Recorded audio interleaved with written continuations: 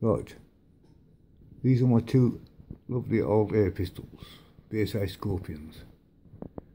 Top one's a 177, the lower one's a 22. I also have a scope that goes with the pistols, and also the original paperwork that came with the 22, showing it at £6 when it left the factory.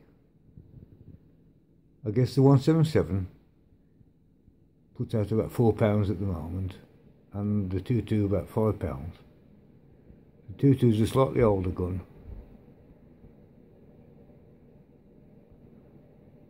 and that's all I can tell you about it really.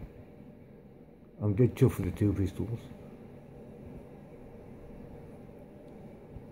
I shall put some more footage on in a couple of months' time when the weather's a bit better, and of how accurate they are.